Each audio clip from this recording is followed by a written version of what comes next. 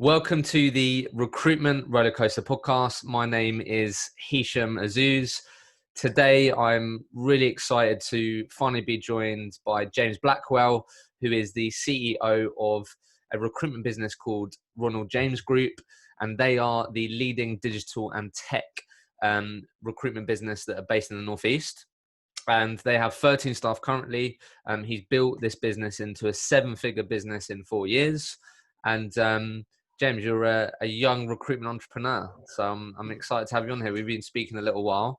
Good to finally have you on. How are you? I'm very well, Hisham. Thanks very much for inviting me on. And I'll be honest, how many recruitment business owners or recruiters have I had on that are from your part of the world? I actually think you might be the first. Really? Yeah, I could imagine Because so. typically before obviously all this went on, I would definitely prefer doing them face to face. So I would find myself quite often in Manchester or Birmingham, Bristol, but never quite made it up to Newcastle. So I'm excited. You've saved a journey anyway. Yeah, exactly. So look, as I said, James, where I always love to start on this podcast is how did James Blackwell into the lovely world of recruitment? How did that happen? Yeah, I suppose same one-liner as everyone else, fell into recruitment. Yeah. I had my own coffee shop when I was 21, had that for 2 years, and built that up quite successfully until the initial recession came in 2008, and I got out of that, and then I got offered a job at BMW to sell cars, and I really learned my trade from there for 5 years selling BMWs and Minis. And then I just got an opportunity through my sister at the time's ex-boyfriend was working in recruitment, and I didn't realize how much money could be made in recruitment, and I didn't even realize that it was a sales job, where in recruitment it is the ultimate sales job. So I started out at a company called Nigel Frank, part of Frank Group, and I literally took a big leap because I was 27, 28 at the time, earning okay money as a car salesman, and I had to take a drop back down. I think at the time it was like 15k basic salary, no commission. Because the basic salary isn't typically good as a car salesperson, though, isn't it? But I'm assuming you can build that up. And it was bad as a car salesman, but you were always going to do 15 to 20 cars a month. So you always especially when you've been there for a while, you know and expect what you're going to be doing on a monthly basis. So it was a leap in your head, quite, that typical conversation of you got to take a step back to take a step forward and all of that. So you was 27, 28 at the time. Just quickly then, so just to frame up for everyone and give everyone context. So then you then worked at Nigel Frank for, it was like 5 years, wasn't it? I saw on LinkedIn. And then after that, you then obviously set up and started Ronald James, which has been going for 4 and a bit years now. Just quickly, how and why did you open a coffee shop? Like, I have to ask that. Okay, yeah. Let's just start there quick, because I think that's going to be interesting, the fact that you had that experience early on, which I'm sure gave you some lessons that have helped with Ronald James. Of course it did, yes. I mean, I was always entrepreneurial as a kid, selling sweets, pop, snacks and stuff. Same story as most entrepreneurs, I suppose. And then I got into car auctions, and I bought my first car when I was 17, when I passed my test. I bought it for like £350, and I put it on the drive for $795 and sold it within a day. And I got the bug of buying and selling. So I started buying and selling cars, and I built up a good amount of money. I think it was about 10, 15K. Yeah. I got this opportunity to help run a coffee shop and take it over. So that's how I got into the coffee shop. Where did this entrepreneurial mindset, where did that come from? Because that's not a typical. I know, you hear that a lot from entrepreneurs, are selling stuff, blah blah blah, and I had a bit of that, but I definitely didn't have as didn't go through do things like that you said. But where did that come from? What environment were you brought up in? Good point. I think general middle class environment, but my dad was like a salesperson. He always wore a suit and a suitcase, and he used to take me into work sometimes, and he used to take me to the car auction sometimes as well. And it was funny because I had an opportunity. I played like semi-pro level as a footballer, so I was always competitive. Yeah. But my passion was even when I was younger, I wanted to be a businessman. I was always dressing up in a suit, and I loved business. So I think that's where it stemmed from. My dad growing up and being surrounded by business, I was always had a passion to buy and sell as well. What are your friends like? What, that age? That age, because do you know what I mean? Sometimes I remember back in my like thinking of the people in my growing up, like you can sometimes alienate yourself when you become like really focused on like work or business or buying and selling stuff rather than the typical thing. So I guess, was there any influence in your friends? Like, did you have an interesting friendship group? Yeah, it's a good point. I think I've transitioned, as most people do when they grow up. You have different eras of friends, I would say. Yeah. And as the famous Jim Rohn always says, you are the average of the 5 people you hang around with. So I wouldn't say back then I was ultra focused. And I think that's what was one of the biggest learning curves for me, especially with the coffee shop, was I wasn't into personal growth at the time. Yeah. I wasn't into personal development. And I'd surrounded myself probably with the wrong people. I was still young, partying, doing everything that everyone else does, go to Ibiza, whatever, like everyone else does back then. You were a bit stupid and crazy. So now I learned from that mistake in terms of be careful who you surround yourself with. So as I've grown, I've got different friend and peer groups now. So a lot of the friends that I've got now I've got maybe 2 or 3 core friends, and then the rest are people that I've either met through business who are either millionaires, I've met some billionaires, and I've surrounded myself with different people with different mindsets to make sure my standards are always high. Yeah, that's interesting. And that's not just business success, but are they successful personally? Have they got philosophy, wisdom about them? Have they got good morals? All of those type of things. I'm always evaluating who I hang around with. Okay, cool. I'm just curious there because I think late teens, early 20-year-old buying and selling cars, it's just interesting, right? I absolutely love that. So I guess, what was your perception of recruitment when you got in recruitment then? Sort of like, did you have any perception of it at all? Obviously, you didn't recognize it as a quote unquote proper sales job.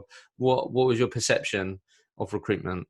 Yeah, it was quite hard at first to get your head around it. So it's got to click at some point. Like when we used to hire recruiters, as I started being a team leader manager, like it's got to click in the first few weeks. If it doesn't, it's probably not, the apple's not going to drop.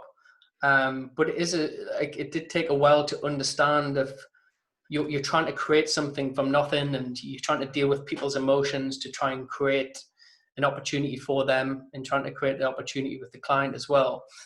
It took a few weeks, but then once it clicks, like you do really get it. But it's as simple as, obviously you get a candidate and client, you match them together. But in reality, when you're actually doing it, you need to understand it first and speak to the market and understand. Following the scripts was a big thing for me as well. Like that gave you a pivot and an anchor to actually follow just a process, and then things start dripping in and falling into place. Oh, I understand why I ask those questions now. I understand it's not just about getting the candidate and putting them into a company. You have to understand the why and the reason behind it. And there's a lot of complexities to when you peel it back of like how you actually make a placement. So yeah. Okay.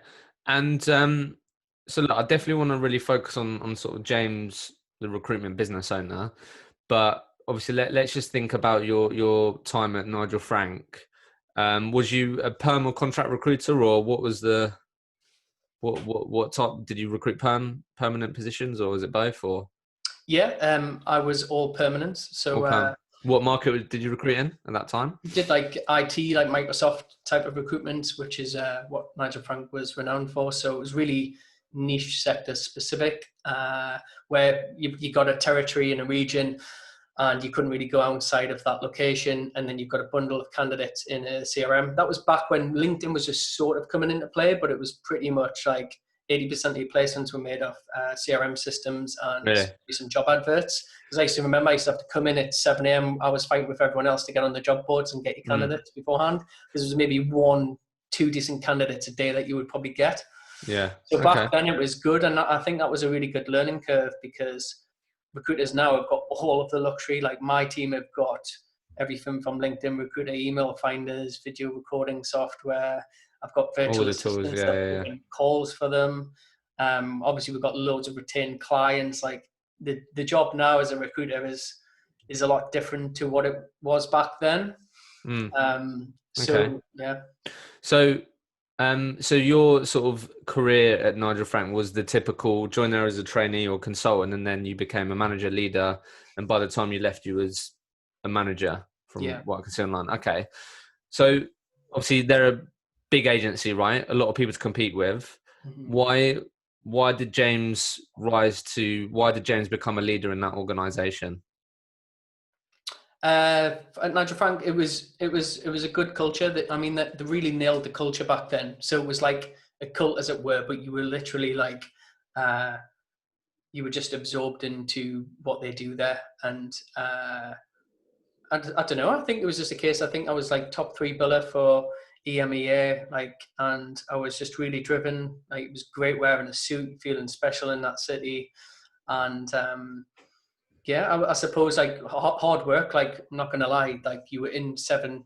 I was in 7, 8 o'clock, and I was leaving at 7, 8 o'clock at night. So you put a lot of time and effort into it, for sure. And so it's not for the faint-hearted back then, but you did get rewarded well. Like, they paid well, they looked after the good employees, you got great incentives. So back then, like at any one age, 27, 28, it was probably the best job you could ever get in the northeast of England, for sure. Like, there wasn't many others that were earning what you could earn as a recruiter. Okay. Any other sort of, in hindsight, looking back, like anything else? Because look, a lot of people that listen to this podcast, they're people that want to be the best version of themselves, want to be at the top, right? So I guess what I'm just sort of prodding a bit here is that, particularly in a big brand like Nigel Frank, like there's like, you could very easily be someone in the middle of the table, right? So be sort of the top 3 there. So you've already said work ethic, hard work, which comes up a lot and is so important. So I guess in hindsight, before we talk about you starting your own business, like anything else you think that really contributed or enabled you to be in that top 3 spot, do you think that is worth highlighting? I would probably just say mindset. So that's when I started getting into a bit of personal development, listening to podcasts on the way to work. One of the first audiobooks I listened to was Think and Grow Rich. So yeah, like really invested in yourself. Why? And because I think it was just a case of like, I just wanted to be the best. So, and I think I had a group of like friends within there that were all at a similar level. So we were always battling, and we used to have little bets on who would be the top biller for the month, have banter across the office. And I was always like ego driven and obviously competitive from my nature with football. Like, I wanted to win. So it's always about being the best, who build the most. I love the pressure on my shoulders, just like people do in football. I would always be the one that wanted to step up, take the final minute penalty and all of that type of stuff. You can translate that into recruitment. And I think that's probably what came out, was the fact of my inner competitiveness to win and to always keep improving, like always being, like you say, the best version of myself.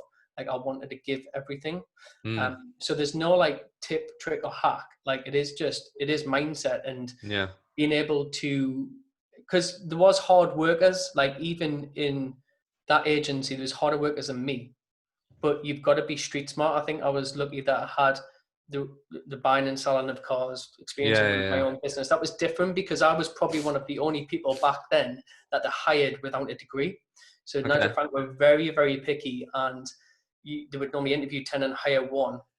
And literally, if you had no degree, the chances of you getting hired were very, very slim. So back then I knew I had a point to prove, and like I started that with you. So I sort of fought against all of these people that were sort of elite or that had a degree and everything else. Like, I had a point to prove, and I think that's what worked for me. Okay. So what gave you the confidence to start your own recruitment business then? Why did you, where did that come from, and why did you decide to do that? Yeah. So like, I mean, I was really happy back then where I was, and obviously the business was going well. I got shares in the business that obviously was going to be 6 figures that I think we were going to get paid out on a takeover. But I started to get into personal development. I started to follow the likes of Grant Cardone, I remember, and Rich and all of the other influencers. And that entrepreneurial bug came back. So I was a bit suppressed probably when I was there a little bit, because I was just so focused in terms of the work and just doing. That's when I started really reflecting and working on myself and realizing that if I am ever going to be what I want to be in a multi-millionaire, like, there's not many millionaires that make $1 million working for somebody else. There's a small percentage, but I like the freedom. Like, I got to a point there where I was 5 years in, I was a bit stressed. I went through like a bit of anxiety and everything else because the the world I'd created and the person I'd created wasn't me. So I changed as a person, and I probably didn't. I wasn't the nice type of person, maybe as nice as what I am now. Like I changed. Well, you're just like the typical top biller knobhead. Probably, yeah. Like the Fair. typical Wolf of Wall Street. And yeah, and I think it's really interesting because like when you're 5 years in, and as you said, you've like that's the person that you've been to get to the top, and that's been rewarded. Blah blah blah. That you then carry that with you, and it's hard. Like it's hard for you not to be that, right? Or like for you to carry that pressure on yourself. So that's interesting. Fair enough. What was there a particular moment then where you're like, right, like I'm going to start my own recruitment business, or because like just quickly, you started Ronald James on your own? Yeah, so like Yeah, probably for 6 months or so, it was going on in my head. I had friends that would go out on lunch and talk around like, should we leave and set up on our own? Back then, there was no mentorship guidance. There was no course. There was no structure on how we actually do it. yeah. So it was like a lot of unknown, and fear is probably the biggest thing that holds most people back, as we know. Yeah. So it's fighting through the fear, because I remember back then I was looking into how much would it cost to do a website, and I was thinking it was like £20,000, but it's not. Like I built a website for 20 quid. But then you think, oh well, you need loads of money to start a business. Yeah. It's crazy because like, what year was that? That was like 2015. It's crazy that there wasn't like compared to like the amount of content now and like this podcast and all the other things. Like it's crazy how much that's come on. But you're completely right. I completely understand that. Like having access to that sort of information just simply didn't exist, which is crazy, isn't it? Because you just wouldn't think that's the case right now. Yeah, well now there's tons. I mean, great podcasts that you do, Hashem, and there's loads out there. I think back then, I mean, I remember when I first started, I did a podcast with Roy Ripper. So that was the only thing that I knew about recruitment. That was the only thing online that was talking about recruitment. Crazy. Like if you Googled how to set up a recruitment business, there was pretty much nothing. And remember back then, you were relying on the brand and the data. The CRM system was key. That was like a big selling point, wasn't it? It was like, look, we've got 100,000 people, such and such, on our database. That was like part of the pitch. Yeah. So what ended up being the game plan then? So there wasn't many people that you could pick their brain. There wasn't content you could access. What ended up being the sort of game plan? Because I think, as you just said, like quite rightly, people taking the leap, people being paralyzed by the fear of what that first year is going to look like. Are they going to be as successful on their own or out of the ecosystem that they've been used to? What ended up being the game plan for that first year? Yeah, so it was like a lot of personal development. So just trying to read. I read a book a week. Like I was reading a lot around business fundamentals and how to start a business. And then I had a plan. What I thought would be a plan was picking a market that was similar to what Nigel Frank did, but in Salesforce, because I thought, oh, well, in theory, they've got a great Salesforce team. I'll just do Salesforce recruitment. But it really doesn't work like that, because you need to have a clear way of how you would map out a market and build out a niche with a proper structure. Okay. So like, because like a niche vertical will have like various different gradients within it. So yes, you could like have a specific group of high clients and candidates within a niche that someone else is successful with, but that doesn't mean that you can just step in there and be really successful yourself. So like that was probably a mistake. Like how long did you focus on Salesforce for? Probably like 3-4 weeks. And then we just got, obviously I was based in the Northeast. I got talking to, and I just networked, like I hustled and just went to loads of business events, we pulled an IT developer job. And we worked that, it worked. And then all of a sudden we just fell into like the Northeast tech market, which was up and coming at the time. And that's a very similar like story to how Sean and Nigel started Nigel Frank. Like they didn't aim to do Microsoft Dynamics. Like they were doing something totally different. Really? They just fell into it. I think something that's really stuck with me is where you start isn't where you finish. Mm-hmm. And I think that's so important to realize that you might have in your head where you want to be, but just like, because right now what you're starting and what you're doing isn't like, do you know what I mean? Which is pretty much what you just said. And I think it's so important to remember that if you're starting your own business or just in general. Okay. So a couple of weeks, then recognize that. So then just quite organically through you hustling, meeting people, you ended up falling into or focusing on and working with Northeast tech business Yeah. is? I think like the reason I started the business was like I wanted more freedom because I didn't want to work 8 to 8 anymore. Yeah. Like I did that for 5 years solid. Like you just get burnt out. Like most recruiters get burnt out doing that. It's Yeah, not yeah. sustainable, like long term. Like it's not good for your health at all. Mm. There's definitely a better way. So freedom. I wanted more money because I was restricted. You're always restricted to the amount of deals that you can do in a month and the Yeah. amount of money you can make at that place. So. And then lifestyle, because I wanted to be all I can be. The only way I can do that is express that is to have full control over my destiny. Sure. And then the more time I spent on myself and outside of the business in a flow state, the faster like suddenly my business grew. So I was like getting my starting conditions right. So things like personality profiling and testing. So I recommend everyone to try like Myers-Briggs tests. Myers-Briggs. So it's like, I think 16personalities.com to Okay. actually understand how you work, how you think, how you operate. Because you want to get the starting conditions right when you start the business. Otherwise, you'll end up building a business that you truly hate because you want to be fulfilled in what you actually do. So it's really important to actually understand yourself first before you just suddenly steam in and set up a business that all of a sudden, like a lot of business owners have got a job now that they actually hate. And a lot of people, if you ask, they don't enjoy business anymore. And I was really, really tough on that right from the start. And a lot of people will tell you that. Like, I was all about lifestyle and the business serves me. I do not serve the business. Like that was the starting conditions from day one. Yes, I still put in the hustle and the hard work to get it to where it was. But after that time, once the business is making profit, I'm taking my 6 holidays a year. I'm working smart. I'm doing the things I enjoy. I've got a set week on how I actually manage my week. Like the client doesn't dictate when I should. So you was mindful of that straight away. Yeah, and that really helped because, but it takes time, yeah. So like it's skyscrapers are built on individual bricks, so it's like laying each new brick is a single job. So once you have to like build a client acquisition system, how can we get that fulfilled? So that then it's all about talking around having systems within your business. And I was a big systems thinker. Can we leverage technology, tools, marketing to make sure this business can either run without me and everything's systemized? Otherwise, it'll start to get broken as well. Because you're already dealing with people, which is recruiters, and you can't systemize a recruiter. But everything else in the business, it's important because you have to break it down into bite-sized chunks and make sure that you built each pillar and each part of the system correctly. I'm keen to dive into that because I think a lot of people that either own a business of your size or are in those types of environments will think that there's no way that I could step away from the business, right? Or it could run without me, right? So I'm interested to break that down. But what I'm always keen to sort of get your thoughts, learnings, experiences from is that first year in sort of James running his own recruitment business. So you said that quite early on you ended up sort of adapting and pivoting.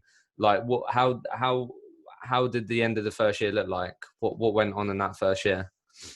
Yeah, it was interesting because I still remember to this day, the first week or 2 or 3 weeks was really hard when I was like, I remember being in a coffee shop and I think it was Costa when my girlfriend was at work. How old was you at that point? Sorry to butt in. 28 or 29. Okay. 20, right, cool. 29. Yeah. And I was like, wow, this is tough. Like you're starting off with no database, no structure. LinkedIn's quite new then. I didn't have a template or blueprint to follow in terms of how do I actually win clients apart from the traditional old way of cold calling, chasing leads, all of that. I was like, fuck, this is going to be hard. Yeah. And then I started learning and started studying all of the greats, like from different sectors and different environments, not recruitment. And then I worked out like a way of how to properly map out my market, how to have a structure and how to build a niche within a niche. Like I started to know, like once we started doing a couple of placements, I realized that if we can nail down on one location in one key market with like 2 to 3 job titles max, like we could really drill down on that because I knew that was a growing market and trend. So that's when we really doubled down. But the first year I started off and then was it just you? It was you said me we and there. Yeah, me and my younger brother. So he was, okay. 18 at the time. He left with no qualifications from school. He was just at home. And obviously, so I started on a kitchen table and I was like, look, why don't you join me? And I just literally trained him up on the candidate side. So I gave him the script. I just went out and hustled and met as many entrepreneurs and other business owners as possible. So I set up like email automation campaign and a reach out strategy to meet as many potential clients as possible just for a chat for 20 minutes. And then I just really like hustled myself, and a lot of people gave me the opportunity and started giving me jobs. And then me and my brother would work on the jobs. But like I said, starting conditions from the start, I hated dealing with the candidate side. No disrespect to candidates. Yeah. I've done it for 5 years. I've done loads of deals. I was like, I'm not doing that anymore. What I love doing is going out, selling, pitching, winning clients' business, and then handing it off. So I just focused that time on training my brother up to be an outstanding sourcer and closer of candidates. So I'd help him with the closing process. So we actually built like a good environment where I'd win all of the clients and really build that out and be the face of the business. And he was there just really, he really adapted to like LinkedIn, finding the right candidates, knowing how to spot a good candidate for a job. And then it was just me and him first year. We did about, I think it was £330,000 perm fees. What, in the first year? Just you two? Yeah. So that was a lot of money at the time. Like if you think I was in like 60, 70K at and you're doing that from so just quickly, what sort of came up for me when you're talking about that? I think like what was the pitch, or what was the story that you said to these Northeast business owners that made them sort of give you a chance? Because I think a lot of people, when they're starting out, either starting a brand new desk or starting their own recruitment business, like I think a lot of people can find that quite challenging, can't they? Especially like you've ended up doing a market that you quite haven't done before because you recognize an opportunity. Like a lot of people may think, I've got recruitment, but I don't know the market. Like how are they going to react to it? I don't know. Like what was the story? What was the pitch that ended up working well, or that made these businesses give you a chance? Yeah, it's a good point, because it's like the people I reached out to were business owners and founders themselves. So I was reaching out as a young, hungry entrepreneur that just needed a chance. Now, that's not all what it takes. Like success is not to be pursued. It's to be attracted by the person you want to become. So what got me as a good recruiter, Nigel Frank, was not going to get me to doing 6-7 figures being a business owner. Like I had to fully change as a person. It's different, yeah. Because I had to attract the type of people that I wanted as clients. So if I was just going as another recruiter, that end user client, that entrepreneur that set up his own business, he wouldn't be interested. So I needed to raise my game. So that was knowledge. So knowledge is power. So like reading books about the billionaires and millionaires, going to masterminds, events, surrounding myself with other people in networking and pushing myself outside the comfort zone, because then I could speak their language and be interested in them and actually give value back. So a lot of people like ask, well, how do I get a mentor? It's like, you've got to give value to them as well. Like, do they want to speak to you? Can you provide value back? So in that market, it wasn't just, did I know about the tech? It was, I knew a lot about business, and I used to give people cool hacks on LinkedIn automation, email marketing and automation. I would always be trying to help that customer and client, as well as say, can I help? Hey, like, do you know what we do? Do you know how we can help? Yeah. Yeah. So that's what was probably the biggest thing, was like, I'm not going out there, can I have a job? Yes, I asked, but I also provided value. And I think this, because I think part of that fear, or that is that like sort of how to communicate where you are as a business. Do you know what I mean? Do I be honest? Do I say that it's me and my younger brother at my kitchen table just hustling? Do you know what I mean? Because that's part of it as well, that you've got to deal with it, isn't it? It's like, so I get what you were saying. I love that, but I think that's also part of it, isn't it? Of course it is, and perception is reality. Yeah. So one of my old mentors, Dan Pena, $50 billion man. If you look him up on YouTube, he says practice success before you're successful. So go to the Rolls Royce garage, yeah. the leather, sit in the car. Like I did a YouTube video on my YouTube channel, James Blackwell, if you check it out, where I was having a Ferrari for a couple of days there, which I swapped for a Porsche with a friend. And it was like, you just want to surround yourself with these things so you can attract them more. But it's also, perception is reality. So my business, I would never go to a client and say, it's just me. I would say I've got a team. Now that team is one, and a couple of VAs, but that team could be perception of being 15, 20. So when you start up, like I always like try to perceive ourselves as the leading. So if you see like our tagline for Ronald James is the Northeast's leading digital and tech recruitment agency. I did that ballsy, like right from year one, when I had loads of other competitors bigger than me. But leading is leading. Like, it doesn't say you're the number one best. You just, I own that because no one else went out to do that. So that gave a perception already, oh, well, that they are the leading.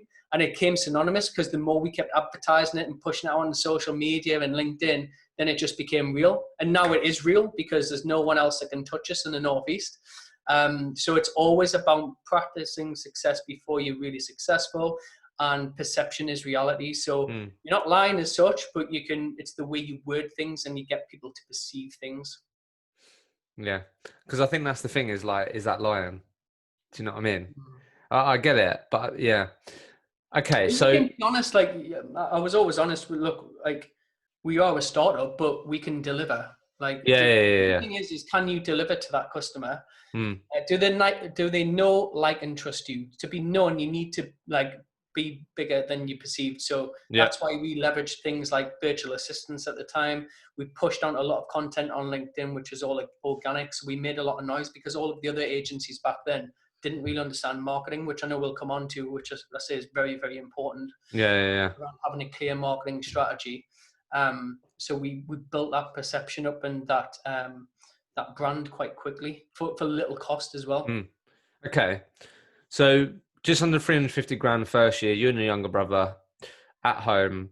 I guess just quickly before we sort of move into the next couple of years and sort of how you got to where today, like in hindsight now, looking back, what do you wish you did differently, or what advice would you give yourself knowing what you know now, do you think? Number one, hire slow, fire fast. I hired too quick, fired too slow, for sure. I kept on to people that like I was given too much of a chance to, for sure. Always remember cash is king, like your money in the bank, not like invoices due, like actual money in the bank. Have a clear client acquisition strategy or system developed so you've got constant stream of inbound leads coming in and meetings. Because if you're not out there meeting clients and pitching business, then the rest of the stuff you're doing, admin or operational, it's not effective. So I was really key with my time. Like I learned like to be really precious with my time. My time is speaking to clients. Because everything comes down to systems, like, and it's like break it down into little steps, because to be excellent at something, you have to break everything down, systemize it, understand what worked, what didn't work. And once things really work, that's when you can really scale those areas. But it was, What you can say obviously just over the last 4 years, but what's been, just talking about system processes, what's been the best or the handful of best pieces of technology or systems that you've invested in, would you say?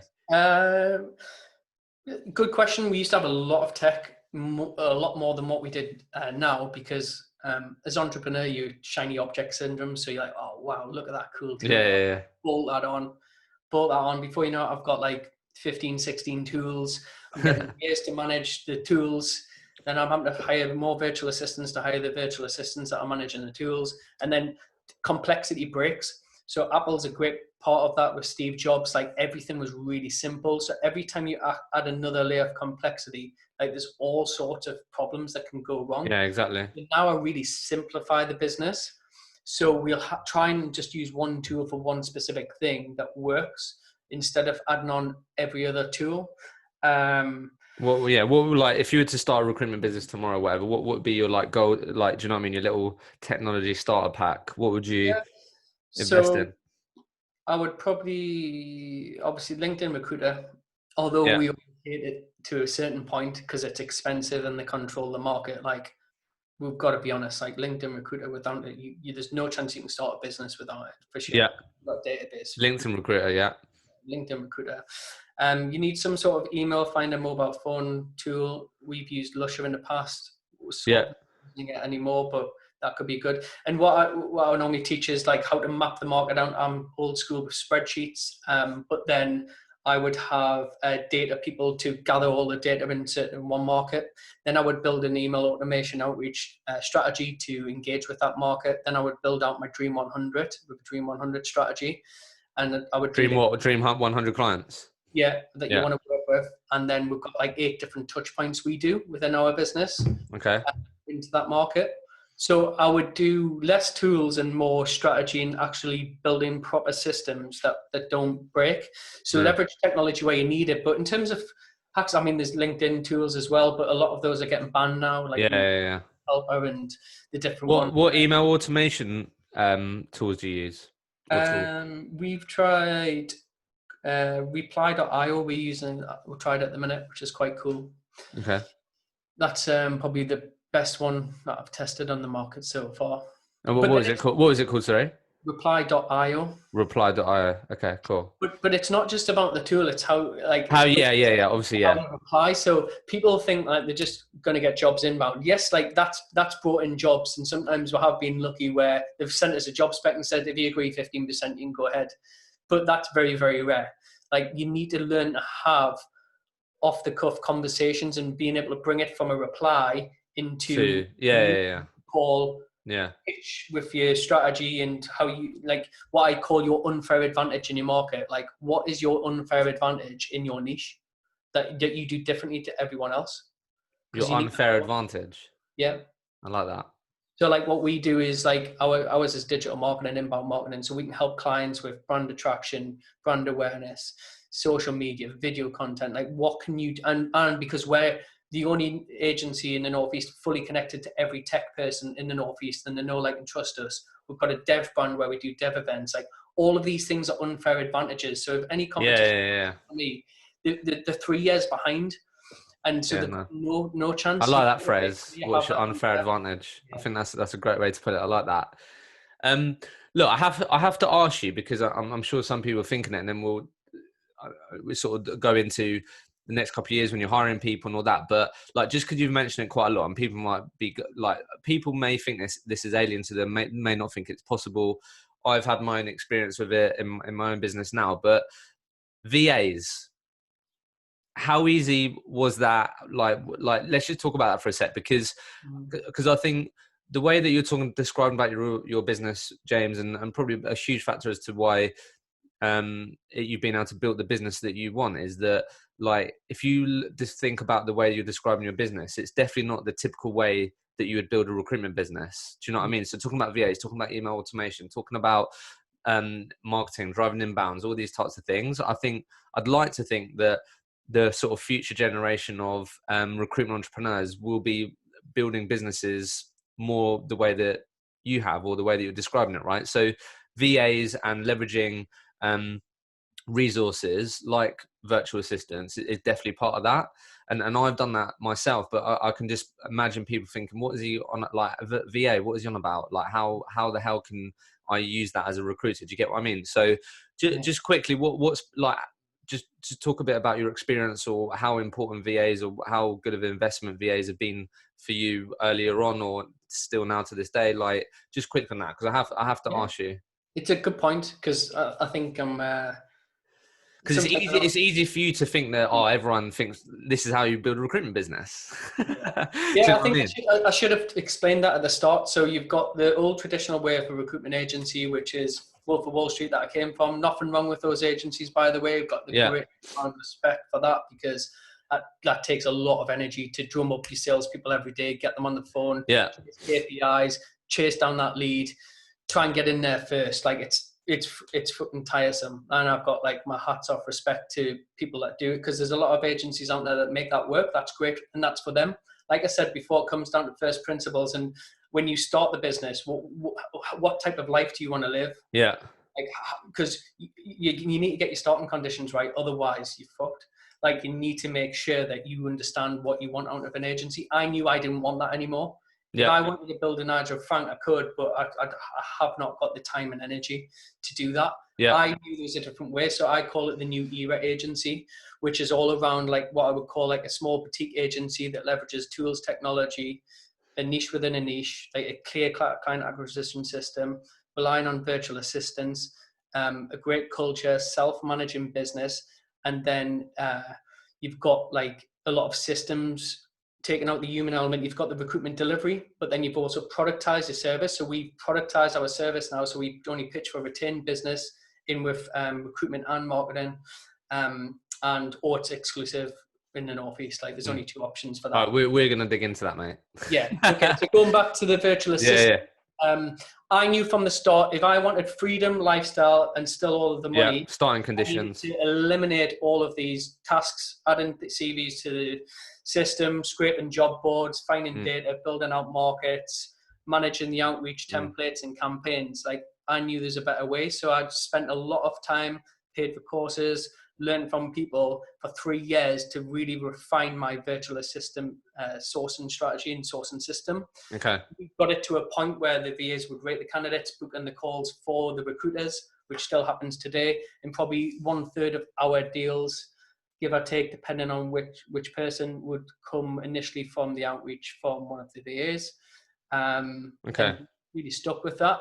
But then you could also add different perks and different tools, and we stripped that back and just kept it basic because, like I said, the more complexity or more layers you start at, it gets too complex. So a virtual assistant is good. You can't just, I do give advice saying go on Upwork, Fiverr, but people get it wrong because they think it's just going to be an overnight. Yeah, it's not. Yeah. I think because that was going to be my next thing, James, like just because I think a lot of people, and I was one of these people where it just took me to that sort of initial overcome the like how difficult I think it's going to be or how much hassle it's going to be to just overcome that, to then just speak to a couple of people, think about, okay, if I hire a VA, what do I want them to do? Let's map out that process. What do I want help with? Blah, blah, blah.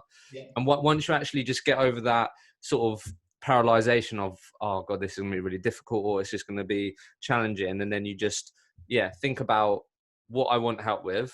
And then you just start having conversations with people. It's just way more easier than you think.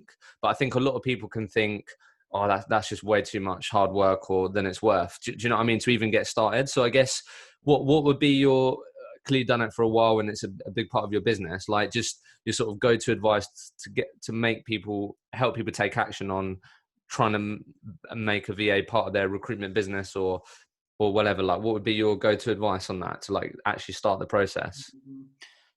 They need to understand the fundamentals. So they need to either follow a blueprint of someone else that's done it, i.e. me, because I've mapped out the easier way to do it in 3 years, which is I'll come on to at the end, but I can help people build out virtual assistant teams if they need to.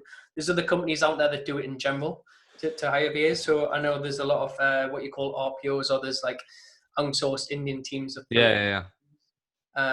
all of our VAs are from the Philippines, just because they speak fantastic English. Like English is pretty much their first language over there. They're very loyal, but you've just got to set the foundations right. It's hard on a podcast to say. Yeah, I know what you mean. I know how it works. I just don't want everyone to, because I've been through that process, not at that scale, but I've been at that process, and I just know people will think it's way more difficult than it is. Do you know what I mean? Maybe a better question would be, and then we can move on, would be what's the most common misconception of VAs? Would you say that they're probably not going to do as good a job as me, which is true. Yeah. Like that's number one. Like the results aren't going to be as good as you doing it yourself, but you need to put value on your time per hour. Yeah. Your time per hour should be at least £50-100 per hour. So if you can get someone to do it for £5 an hour and 60-70% in with a view to always improving them. And it's worth it. But it is, I'll be honest, at the start, it's a lot of time from you because you have to manage them and you're going to get frustrated. It's a process. That was going to be my sort of final point on it. It's a process. But as you said, a year, 2 years, 3 years, however long it takes, it's then when you're aiming. It's another unfair advantage, isn't it? Because it's built up and it's an asset to me. So I knew I didn't want 100 staff in my office because I am not a great manager. I don't have a desire to have 100 employees. I want some employees because we have a great culture and I love coming into my office with people that I really love being around. But for these tasks, like I knew if I wanted 6 holidays a year and to take Mondays off whenever I want, I could have a virtual assistant team that's easier to manage once I've built and refined the process and the system. Then it's cheaper, more effective, less overhead, and it's more flexible, but it's going to be more pain-free in the long term. But I suffered more pain at the start as an Okay, cool. I know obviously we can't do the like the VA like, yeah, okay, cool. So going into year 2 then, James, Mm-hmm. was the plan then, right, I want this to be, I know you're talking about how you wanted your business, but like, did you envision obviously it being more than just you and your younger brother? Like what was then the sort of mindset going into how can you then grow this business from a 6-figure business to a 7-figure business? What was the sort of mindset or strategy as to how you're going to go about that? Yeah, because I have toyed with this, and we'll talk around the journey, because I have went from lifestyle to all of a sudden, actually, I want to build a proper business that I can build to sell. And then it was like transitioning back to something in between where I'm building an asset and a business to sell, but it's unique. It's the new era agency. It's not a traditional agency. Yeah.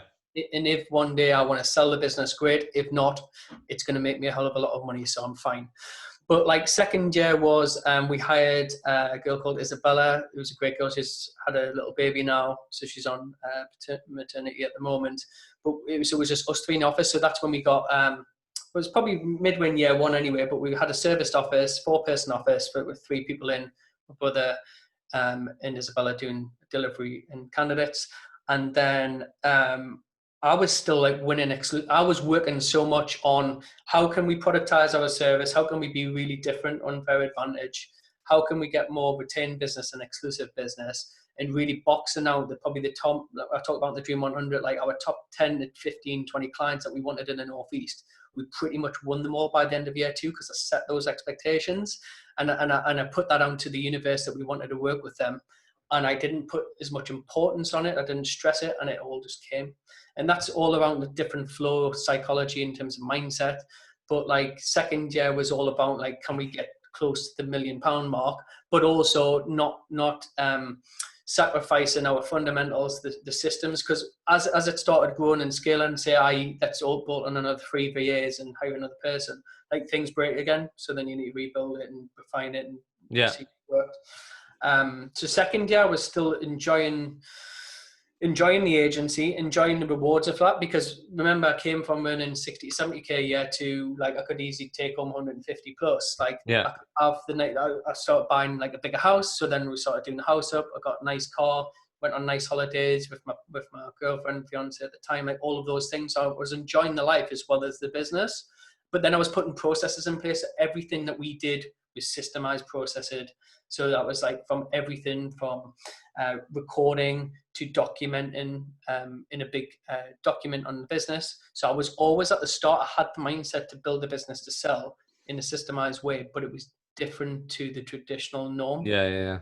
So second year was good. Like I think we finished on, I'm sure it was 650. I remember rightly, which was really good. Bear in mind, there's only like 3 main employees. Actually, I did hire 2 that I sacked after 2 or 3 months. So I tried with the home working. So I had 2 people that would work from home recruiters. That didn't work. So again, because I was trying to force that model. So I was trying to adapt it to between, I didn't want a full on office agency with loads of employees. Peers, yeah. Remote work and laptop lifestyle recruiters, that was very hard to adapt to as well. So that's now we've transitioned.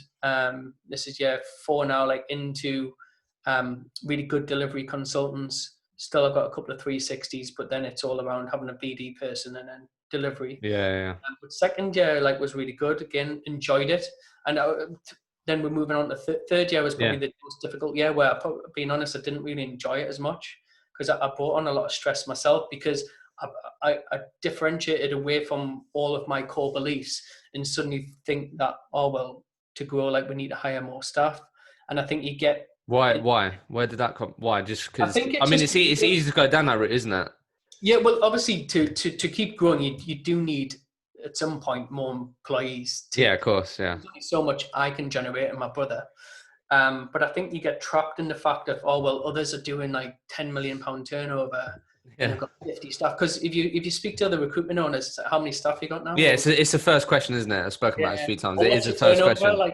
But that's nothing, because now then I transition back is like I make a lot more profit than most other recruitment agencies now, because we've got it to a point where it's a really lean, perfected out model where it's lean to a point where we don't need overheads for the sake of it. but yeah, I got through that cycle. So I hired a lot. Like, I think I went through about 8 mistakes in terms of hires the third Really? year. So I spent a lot of time, if you think, hiring, interviewing, Yeah. onboarding them, then trying to manage them, then firing them. And then that really damaged, because we try to create a good culture. So we're sort of finding our feet with that. So I think, 3 was probably What was the learnings in that then, James? Because I think a lot of people challenge it. A lot of people don't leave that cycle. Or like that, do you know what I mean? Some people remain in that cycle. If that cycle is the 8 people, 8 sort of core people are there that sort of is solid and they've got that sorted, but and then the sort of 4, 5, 8 more people on top of that is just a constant cycle and chaos of getting it wrong, learning, onboarding, then they leave, blah blah blah. So just quickly on that, because I know people get value from it. Going back to fundamentals, and like, I had different mentors again back then, and I realized, like, removing myself from the recruitment world again and thinking from business logically and first principles, and actually re-engineering what I wanted out of the business. Yeah. So, like, not following what everyone else was doing, because the problem was, like, you get absorbed with, oh well, we're hiring this way, and these are our sales targets, these are our KPIs, and this is how you need to manage them, this is how you pitch. And I moved back into my listening to myself again from my studies, and, like I said, reverse engineering everything to think, well, I don't want that business. Like, I really do not like it, and that's not what I want to create. So I started reshaping and remodeling how that business looked. So I stripped it all back. So thinking, what has worked really well in the business.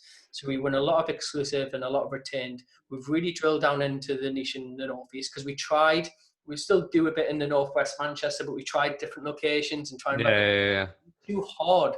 Like, it was pointless. Like, we were hiring 1 or 2 recruiters to go and do another market, but that takes a lot of energy and resource. A lot of people think like, if it's a niche within the niche, that isn't enough though, and there isn't enough there enough there for what they want it to be. Do you know what I mean? So yeah, I get that. You've got to. So, like, how I map the market out is you're gonna have to have at least a Dream 100. You're gonna have to have at least 100 good clients that are growing on a trend that would hire at least 3 to 4 off your 3 job titles in a year, for sure. Otherwise, the market. That's one of the things I'd look at. So I'd look at how many candidates is in within that market. Is there about 3,000 to 5,000 on LinkedIn? Great. Is there about 1,000 companies? Yes, great. So you've got a market there that should do at least 4, 5, 600K. Yeah. But then it comes back to profit. So, like, I was going back. So we made less money in year 3 than we did in year 1 or 2. And I was like, fuck, like, what the hell's going on? Working harder. My Mondays off were gone. I had less holidays. I had less time to spend on myself. And so I wasn't in the right headspace. In what clicked then, James? Because, like, I think a lot of people, again, back to, like, where we started this conversation, right starting conditions and these types of things. Like, the person you're describing is the person that you're talking about that ends up in a business ends up building a business that they don't like. So, like, because a lot of people will be in that position that you're describing that you're in and think, okay, well, this is the business I have. Like, how can you step back out of that? So I guess, like, was there a moment where you're like, no, this is enough? And then, like, how did you then just make the decision to step back? Do you know what I mean? Was there a particular moment that drove that? I think there's different masterminds I've attended. I go to one in LA at the moment, and they're not recruiters. A lot of them don't own service agencies, but they were all pretty much younger than me, and they were making between 1 to 5, 10 million pound a year. Okay. And I was like, fuck, like, why am I wasting my time working 60 Just hours? a bit of reality check from I was like, I need to elevate. Like, so I was back again, personal growth. So, like, really, like, deep diving into my analysis of my brain. What will get me from A to B will not get me from C. So the person I became, I did change and adapt, and I got to 7 figures. Okay. So, but what's going to get me more to that is to be 8-figure mindset. You need to change a lot of the fundamentals. So I was back to always things like plan tomorrow, today. Your health, like, are you looking after your health in terms of, like, looking after yourself, meditating, gratitude, planning your perfect week, planning the business around, like, what you want to do. Like, I knew I was going against my core belief. Like, my truth was like the new era agency. And I was like, it was a wake up call for me. It was like, James, why I'm coming into work. I was coming into work on the 3rd year, Isham, and I hated it. I was like, going closing the door, I was like, and I was just distracted. I could see myself looking at different things. I'm like, I'm not enjoying it. But it was a reflection of me in the mirror. So you need to have that reflection yourself to analyze what business you've created. You've created that monster.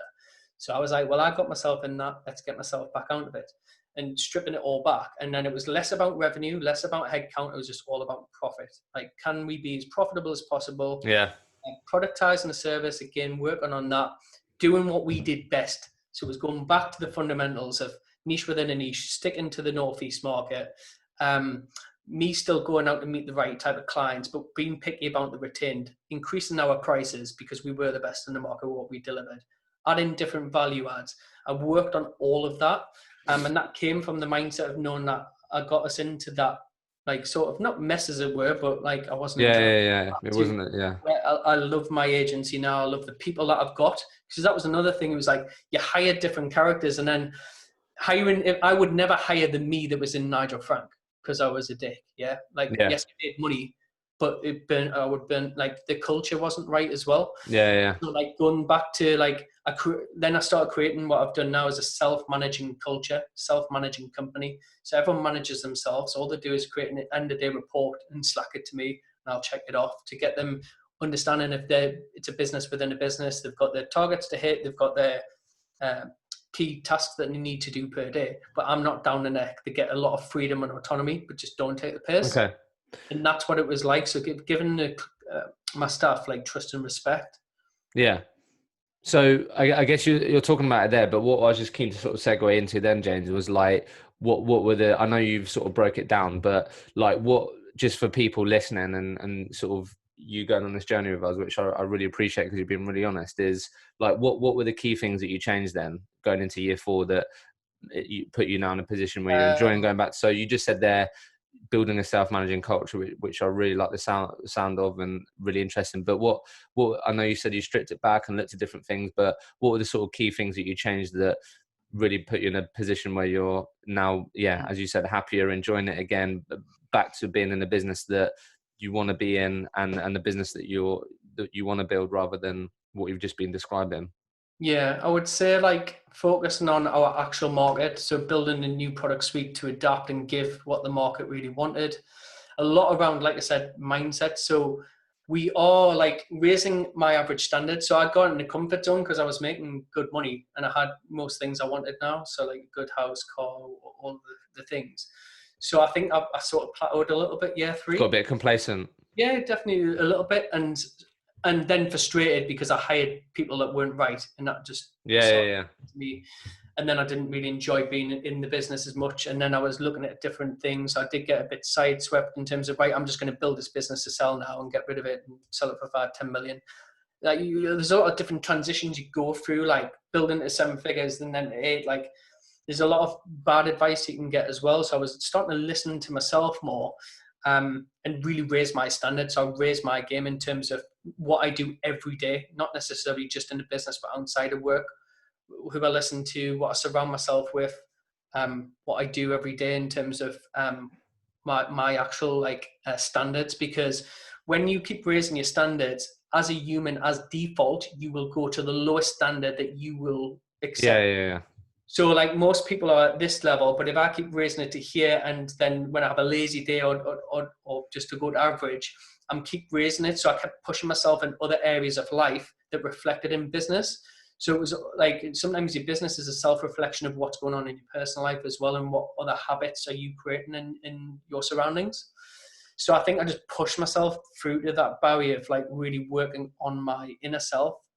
A lot of people people might be thinking right now, James, and think, well, how can working on yourself make you more, help you build more of a successful recruitment business?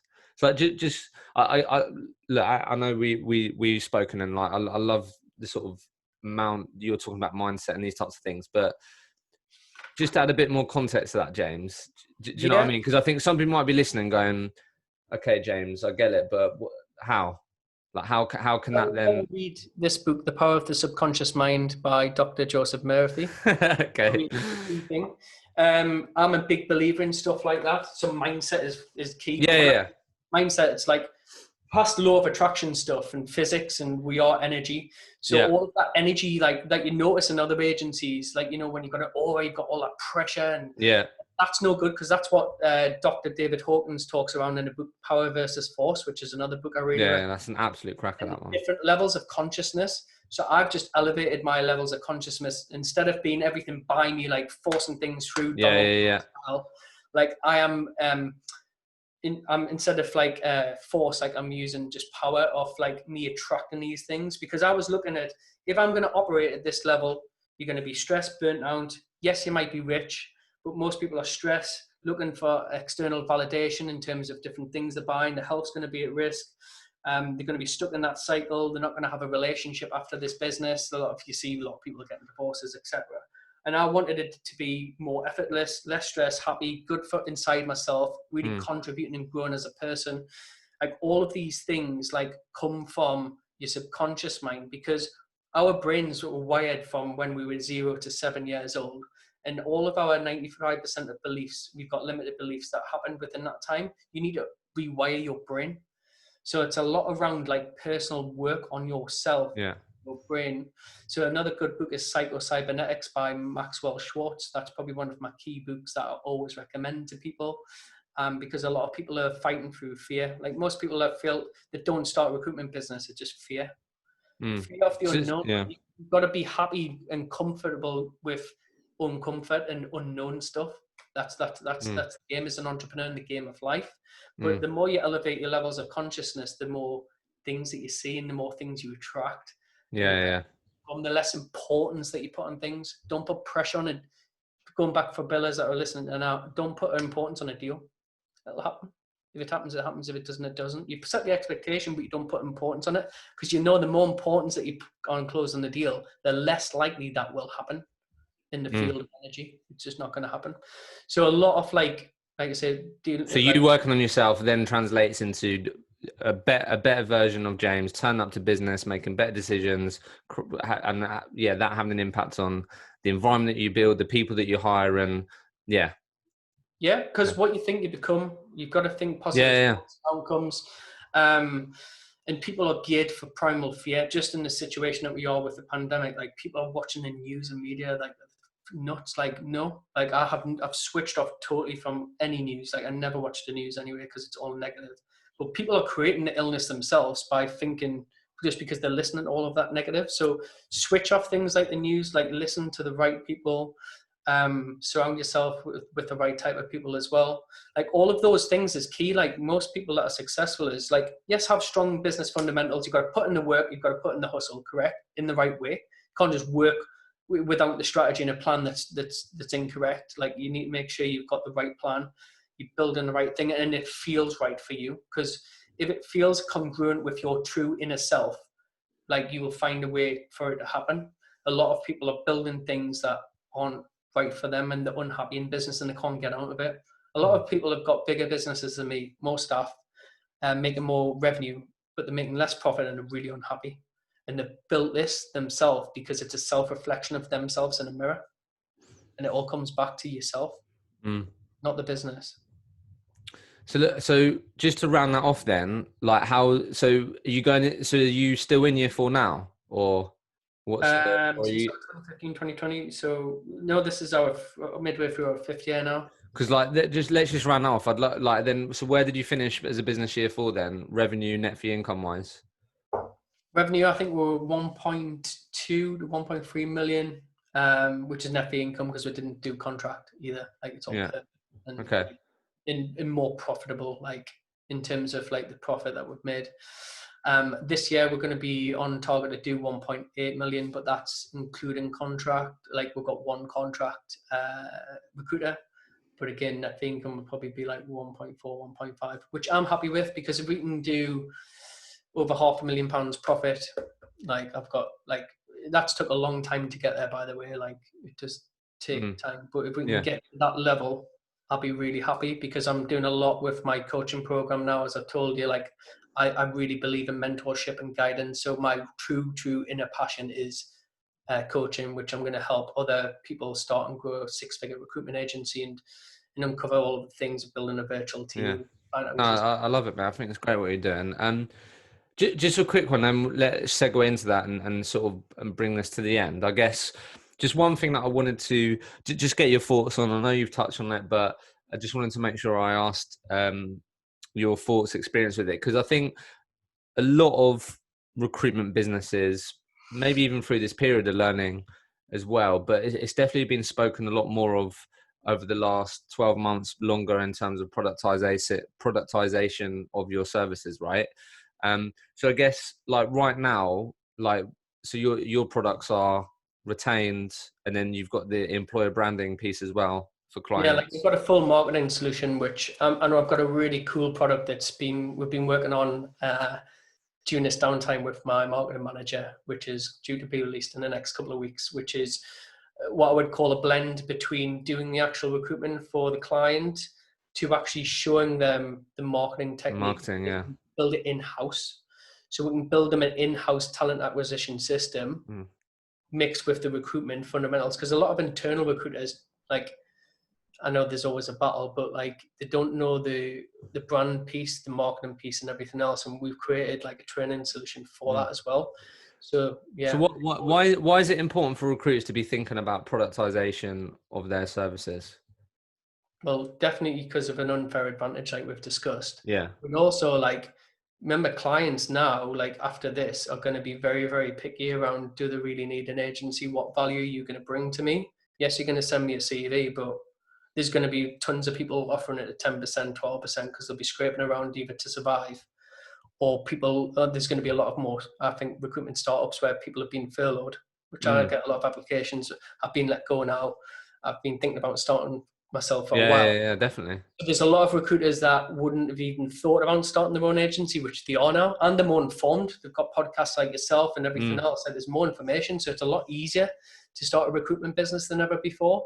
So you really do need to like productize in a way where you are offering something different, niche within a niche, like not general. So like for instance, like if it's within a certain sector, job title, and certain type of companies that you provide for, whether it's SMEs or mid-level market or anything, Yeah. like you have to have, that's going to be your differentiator. But you've got to work, like I've invested in a lot myself, like in different courses and learning what other people are doing in America and different places, like trying to, and then try and get those thoughts into your own signature service, as it's called. Yeah. Signature Creating that service. signature service. You can't just copy someone else's or like make it overnight. Like it's work. And this is the problem. Like most recruiters only know recruitment. So I've always said I'm a business person, personal growth first, recruitment second. It's just a skill that I've got. Like not the other way around. Most recruiters are But recruiters. I think that's the correct mindset. Like that should be the mindset. Do you know what I mean? Because yeah, totally. Okay. So look, you mentioned it there in terms of your sort of real inner passion, helping recruiters start their own business. Let's just talk about that for a sec before we finish. A lot of recruiters listen to this podcast, a lot of business owners listen to this podcast, but with you and the conversations that you have, what are the sort of common things that you hear or common challenges that you hear from people that do have that fear of starting their own business that you talk to them about when overcoming it? Like what are just the common challenges that you hear a lot of the time? Yeah, I think just not knowing how. So like, how am I going to win clients? Because again, they're used to the traditional way. Like not Yeah. many people still are using a lot of the systems and the tools. So like knowing how to build a solid client acquisition system is one of the key things that we do. So you've got constant clients coming to your inbound, and there's a way and techniques of how you deal with those clients and how you pitch for your services and win the client. So that needs mapped out for them is number one. How to actually map out the market and know what niche to pick. Having a clear platform template and system to do that. And then a lot of things holding people back, like they think little things, like even things like I say, website, finance, how do I get paid, all of those little things. I'm like, well, you don't need to worry about that yet. Just worry about winning your first client. So step by step, you get ahead. So it's like building each block as it's required. But a lot of people, like, again, holding people back is the job security, fear. Comes back to mindset, Isham. Yeah. We both keep talking around, like, for you to change to be a recruiter to a business owner, is not just setting up a limited company on Company's House. Anyone can do that. Creating a website, anyone can do that. It's you need to change your mindset. If you're not going to prepare to put in the work, every evening I'm reading for 2-3 hours every single day still. And that's been the last 5 years plus. Attending masterminds, I spent about over £200,000 in terms of courses, mentors. Like I'm prepared to keep elevating my levels of like.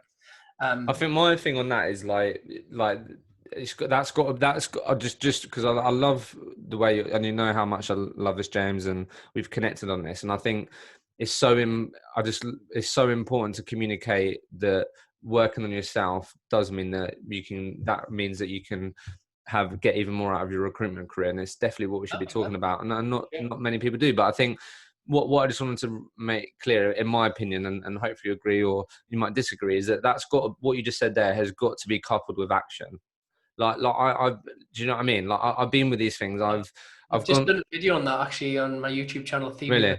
Action. Because like I've been to the Tony Robbins Unleash the Power Within. I've read obviously quite a few of the books that you mentioned, and I think that's the thing that I think people can get caught up in, and also why when you say these mastermind groups, spending this money and doing all that, there's that sort of sometimes stigma that it's like it's bollocks. Like just because you do, there are people that don't know what you don't know. Like like this. You do not know like what you're going to go through to get to £1 million plus. Like there's things that's why you need mentors, or you need someone to follow, or you need to work on yourself to understand. Because you don't understand. But you have to take action. That's the thing. I think a lot of people can get caught in that self-development cycle of, right, I'm going to pay to go on this next course, and they're always waiting for that next course to be like the golden bullet to like whatever. But that's what I just wanted to add to that, James. I love the way that you're talking about this. You know I do. Okay, well look, before we finish then, James, what are you most excited about after this difficult period that we're all going through? What are you most excited to do? What are you most excited to see? I don't know. What are you most excited about when we start coming back out of this? Yeah, I mean, to be honest, like I might be different than other people, but I've loved this time to work on myself, less distractions. I've got my home office here, go for walks every day.